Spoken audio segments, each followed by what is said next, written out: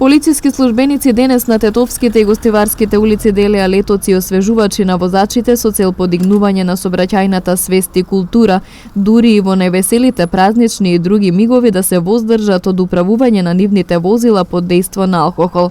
Активностите се во рамки на кампањата Честит празник на љубовта и виното на Републичкиот совет за безбедност на сообраќајот на патиштата, МВР и Факултетот за безбедност.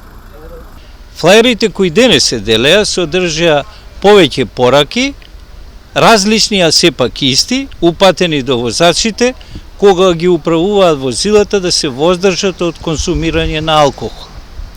Целта на оваа активност е да се придонесе за подигнување на сообраќајната свест и култура кај возачите, да се воздржат, односно да не консумираат алкохол, дури и во највесели, најсвечени мигови, на семејни свечености, свадби, родендени, празници и така натаму, бидејќи на тој начин ја доведуваат во прашање сопствената и безбедноста на другите учесници на сообраќај.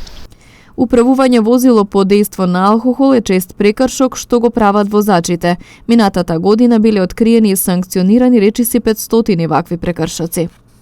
Минатата година на поширокото тетовско подрачје вкупно биле откриени и законски санкционирани 490 алкохолизирани возачи, а само во првите 2 месеци од оваа година бројката изнесува 76.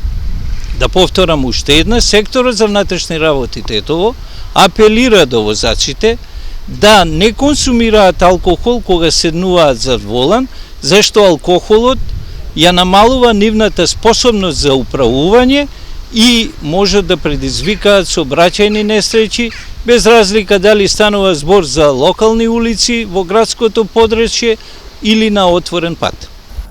Казните за овој вид прекршок се движат од 225 до 500 евра во денарска противредност, зависно од степенот на алкохолизираност, и заштитна мерка временно одземање на возачката дозвола од 3 месеци до 1 година. 500 евра ќе треба да платат и возачите кои ќе одбијат да бидат алкотестирани.